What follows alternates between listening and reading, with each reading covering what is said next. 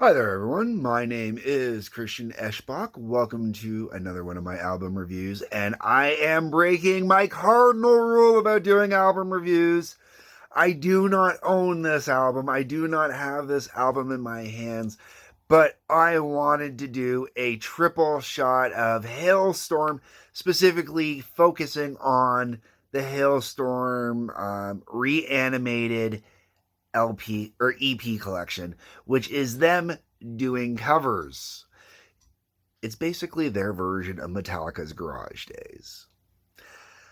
Problem is, the first album is currently out of print and it is a nightmare to get your hands on. And it really sucks because it's the best collection of the three of cover songs. It drives me nuts. I can't get my hands on it. Need a reissue, need it re-released so I can actually get my hands on it. And wait till you hear these tracks on this album, okay? So, the album opens up with them covering All I Want to Do Is Make Love to You by Heart. Now, if you are a Heart fan, you are groaning right now. Because even Heart, really not a fan of that song. There's been some changes over the years, but they're not fans of the song. I, on the other hand, fell in love with Heart because of that song. That song was actually my first true introduction to Heart, and where I fell in love with a vocalist singing for the first time, and I wanted nothing more than to be the guy in that song with that woman just for that one night, because it just sounded so beautiful. And roller skating. This was me roller skating as a kid when this song came out. It was huge.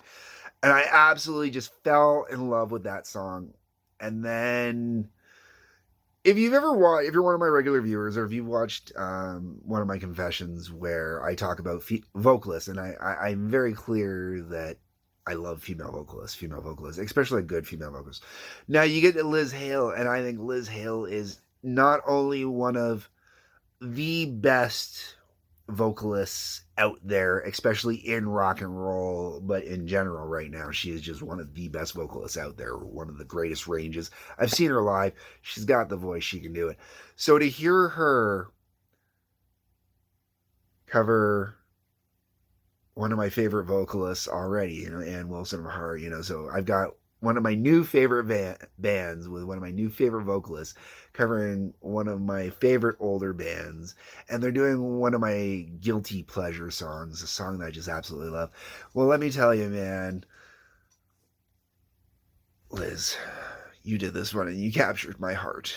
You totally captured my heart. That young teenage boy me roller skating in that roller rink, man, just fell in love again.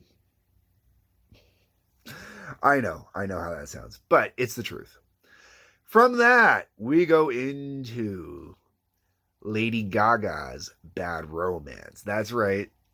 Halestorm covers Lady Gaga, Bad Romance. Now, I have a whole bunch of story related to this one.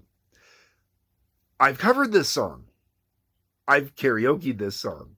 But when I covered it, it was me, my buddy Drew, who I mentioned many a times, and my ex. At the time, she had been injured. She couldn't play or whatnot. We had if you're one of my regular viewers, you may have heard me mention Chris Joe Bob in the past. We had recorded a version as Hillbilly Medal, Chris Joe Bob, and with AK together, that's a band called Hillbilly Medal. We were working on it. We played it live. Or we were going to play it live, I think. Or maybe we did. I don't remember. We were working on it anyways, and it was basically just me banging on my bass drum, my regular kick drum. I was picking up, holding it one hand and banging on it with, and my buddy Drew was doing out the guitar parts. So I know what it takes to do the song, and you can really have a lot of fun with it. Move forward a few years later, I've heard this version. I've fallen in love with this version. This version kicks ass, man. Halestorm, when they take dance kind of songs, and I'll explain that when I get to it later. When they take dance tracks or club tracks or whatever, and they redo them as rock tracks, beauty. my buddy Sean and I, and once again, going to Chris Joe Bob, if you've heard me mention that, Sean plays a character named Robert Pie Smitty. So if you go searching for Chris Joe Bob, you'll find me and Sean. Not those two characters, actually the two of us ourselves. When we go out and we do karaoke nights, me and him will actually do Bad Romance. We don't duet it. We sing it taking turns doing different parts of the song.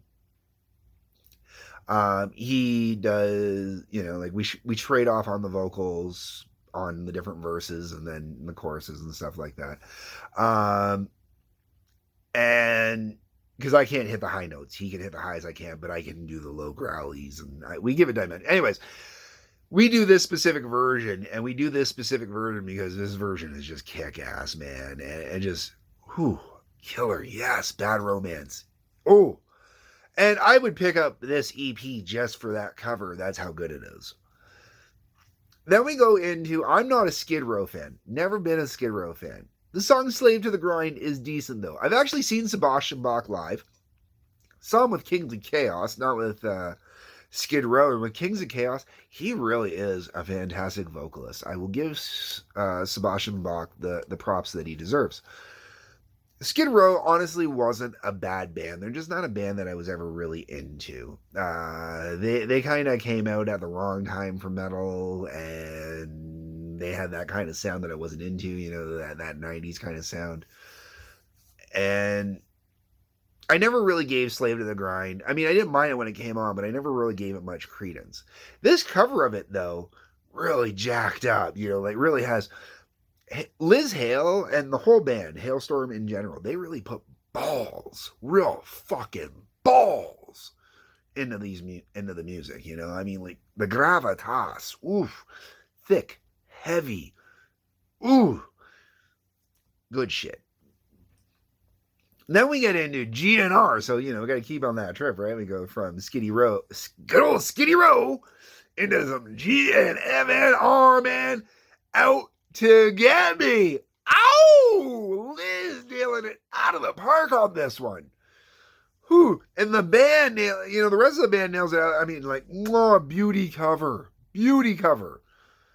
And, I mean, like, they hit it, like, pretty much bang on, Like, if you want to hear an authentic, true blue authentic cover, this is right on true blue authentic covering. From there, we slow it down a little bit. We go into the Beatles. I Want You, She's So Heavy. Ooh. Now, the original Beatles version, I don't mind. I think it's a decent song. I enjoy it.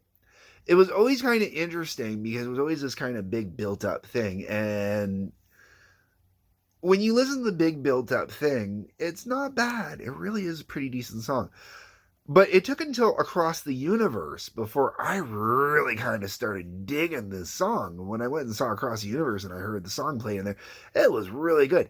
Now, take in mind at this point, Typo Negative had already released a version of I Want You, She's So Heavy, which I was never into.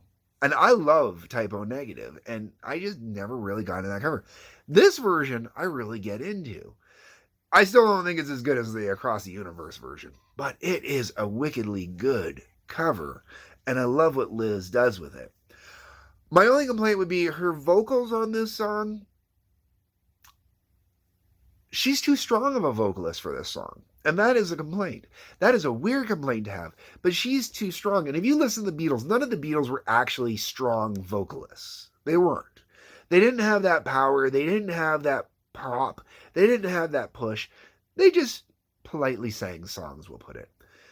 Liz has got that power, that force to be reckoned with, that gravitas of vocals. So to hear her kind of do a Beatles cover and kind of pull back, it feels a little off.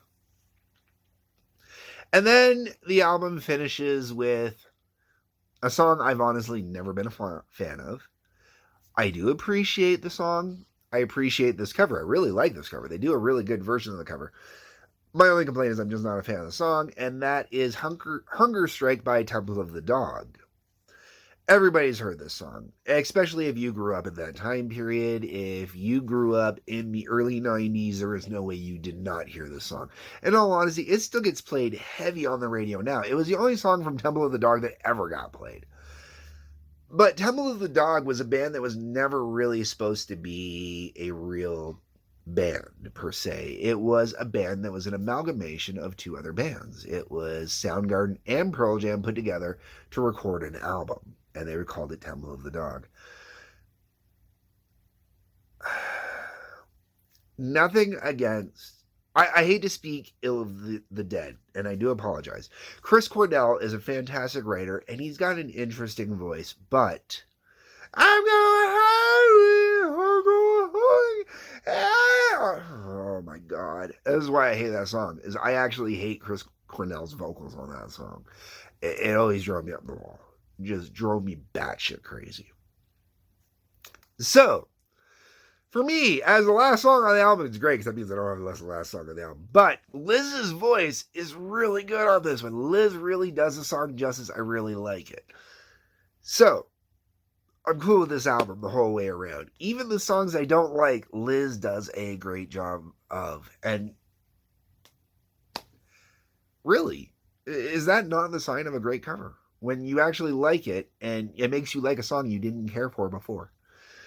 Anyways, that's this whole album to me. That is ReAnimate #1, you know? And I'm really sorry I don't have it. And the only way I ever get to honestly listen to it is by bringing it up on YouTube for the most part. You know, I could download it or something, but I like having my actual physical copy too. Anyways, folks, leave me your comments. That's what the comment section is for. Let me know what you think. Like button, subscribe button, notification button, share button. Those help both of us out. There's a link below to Patreon. I have a couple levels on there. One, you can just give me $1 a month, which is wonderful. The other one is you can pay and you can get access to my stuff that's hidden in the back of Patreon, only for my Patreon fans. Outside of that, peace, love, take care, and I'll see you in the next ReAnimate.